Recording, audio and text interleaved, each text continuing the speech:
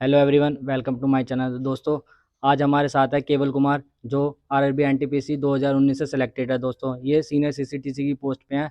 तो आज हम इनसे बात करेंगे और जानेंगे इनका कैसा अनुभव रहा यहाँ तक पहुँचने के लिए। ठीक है दोस्तों।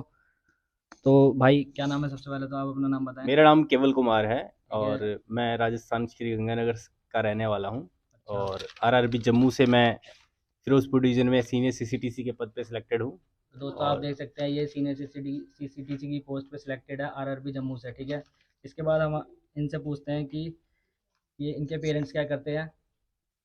मदर फादर किसान हैं और वही अब काम करते हैं बेसिकली। तो दोस्तों, आप देख सकते हैं कि एक किसान का बेटा यहाँ तक इतने ऊपर तक पहुँच के आया है, जो रेलवे में सेलेक्टेड है। ठीक है दोस्तों। इसके बाद मैं आपसे अगला सवाल पूछता हूँ कि आपकी नौकरी लगने के बाद आपका कैसा माहौल है आपकी फैमिली में, और जितने भी आसपास के लोग हैं वो आपको अब किस नज़रिए से देखते हैं। हाँ, नौकरी लगने के बाद सबका नज़रिया बदल गया है। सब पॉजिटिव माइंड से देखते हैं, होप से देखते हैं। पहले जो चीज़ें थी वो अब बदल गई हैं। सबका नज़रिया ये है कि हाँ, ये लग सकता है तो सारे ही लग सकते हैं। सबको एक होप नज़र आती है हमारे इस कॉम्पिटिशन के रास्ते में जहाँ तक हम पहुँचे हैं आज। ठीक है, ठीक है। बाकी अब मेरा आपसे अगला सवाल है कि आपका एजुकेशन बैकग्राउंड क्या है। एजुकेशन मैंने 10th-12th और ग्रेजुएशन किया है। इंजीनियरिंग में बीटेक हूँ मैं, जयपुर से। और उसके बाद से प्राइवेट कॉर्पोरेट में भी काम किया काफ़ी टाइम तक। फिर लंबे टाइम तक काम करने के बाद जब समझ में आया कि यहाँ पे इतना कुछ नहीं हो नहीं पाएगा लाइफ के अकॉर्डिंग, तो फिर एक मूव किया कि चलो गवर्नमेंट की ट्राई करते हैं। धीरे-धीरे फिर उस तरफ चले गए। इन बिटवीन कोरोना हो गया, लॉकडाउन हो गया और तब से फिर ये सब सफ़र चल ही रहा है और अच्छा। आज यहाँ तक इसी मोड़ पर अच्छा, पहुँचे आपका हैं। मीडियम क्या था? तो मेरा स्टार्टिंग में हिंदी मीडियम था, बाद में ग्रेजुएशन मेरा इंग्लिश मीडियम से था। अच्छा, अच्छा, अच्छा। तो मेरा अगला सवाल ये है आपसे कि आपको कब ऐसा लगा कि आपको गवर्नमेंट जॉब की तैयारी करनी चाहिए? क्योंकि आजकल आपने देखा होगा गवर्नमेंट जॉब में बहुत ज़्यादा कॉम्पिटिशन हो रखा है।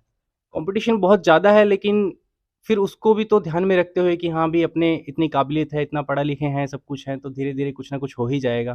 तो एक लक्ष्य बनाते हुए चले थे, बस उसमें थोड़ा टाइम ज़्यादा लग गया। कुछ 2-1 साल तो कोरोना वाले निकल गए और हाँ जी, हाँ बाकी जी। धीरे-धीरे कुछ रेलवे की कमियाँ थी या जो भी बोल सकते हैं आप, उस वजह से थोड़ा लेट हो गया।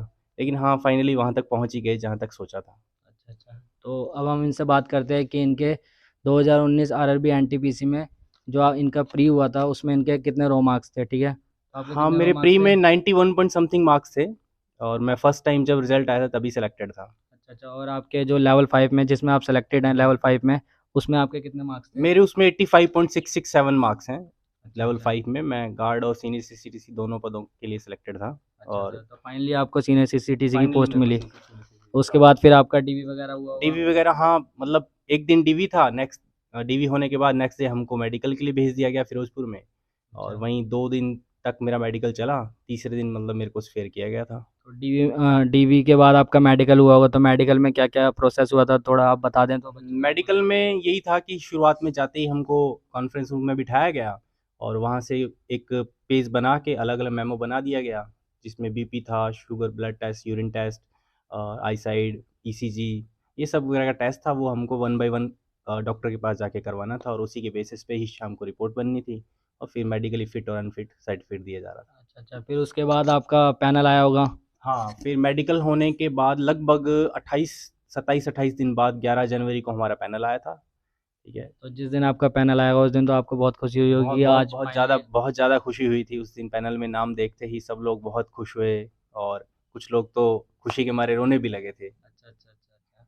उसके बाद फिर आपकी जॉइनिंग कब हुई? हाँ, जॉइनिंग हमारी फिर उसके बाद काफ़ी दिन वेट किया, फिर 25 तारीख को रात को मेल आया कि आपको 28 जनवरी को रिपोर्ट करना है डिवीज़न में। अच्छा, तो अच्छा, 28 अच्छा, के अच्छा, बाद अच्छा। वहाँ से रिपोर्ट करने के बाद 30 तारीख से हमारा यहाँ चंदौसी भेज दिया गया जेडआरटीए में हमको। अच्छा, तो अभी आप आपकी ट्रेनिंग कैसी चल रही है? ट्रेनिंग बहुत अच्छी चल रही है। 30 जनवरी से हम लोग यहाँ हैं। शुरू-शुरू में थोड़ा-सा एडजस्ट करने में दिक्कत हुआ, लेकिन बाद में सब लोग घुल-मिल गए। अभी तो बहुत अच्छा है। 13 तारीख तक लास्ट है हमारी ट्रेनिंग, उसके बाद हम यहाँ से स्फेयर हो जाएँगे, डिवीज़न के लिए चले जाएँगे अच्छा, और अच्छा। लाइन ट्रेनिंग हमारी स्टार्ट हो जाएगी। तो आपकी यहाँ पे जो ट्रेनिंग थी वो कितने डेज़ की थी?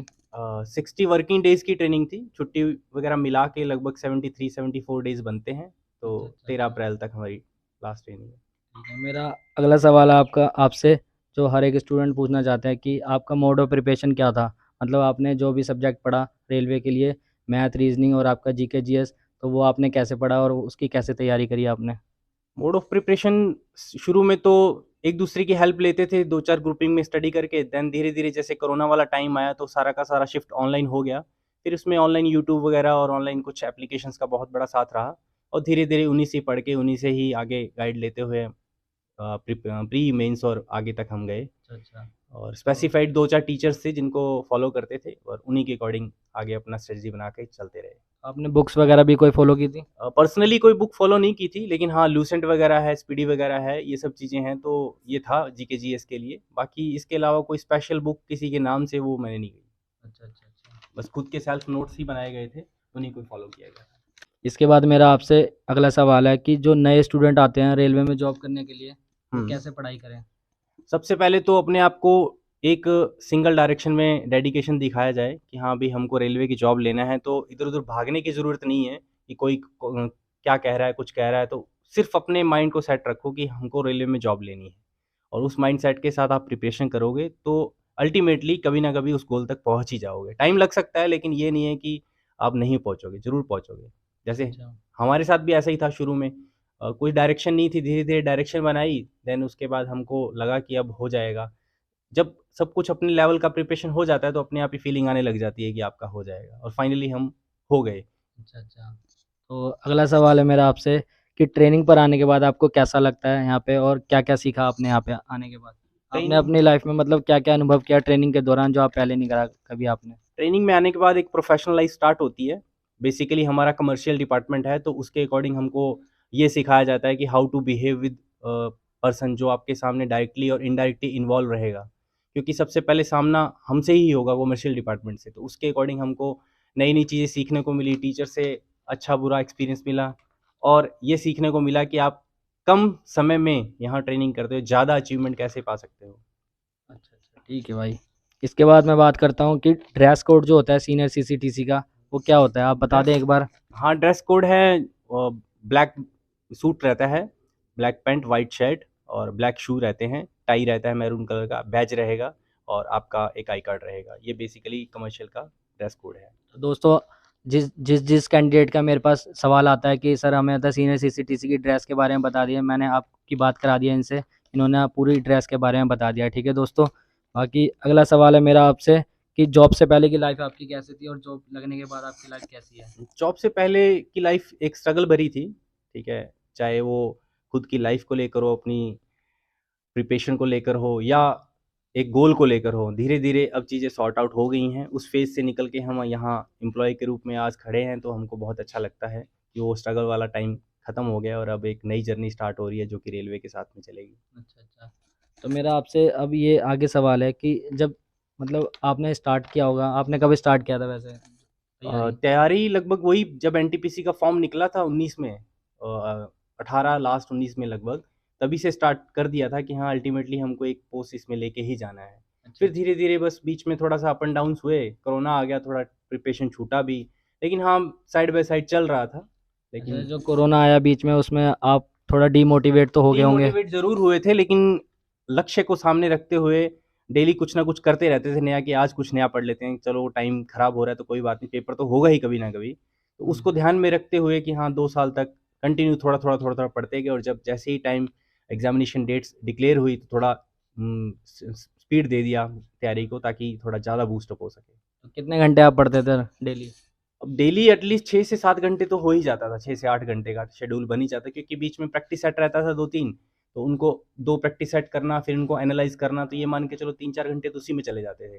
और बाकी जो टाइमिंग था अपना नोट्स रिवाइज़ करना, बुक्स रिवाइज़ करना, करंट अफेयर रिवाइज़ करना, इन सब में रहता था।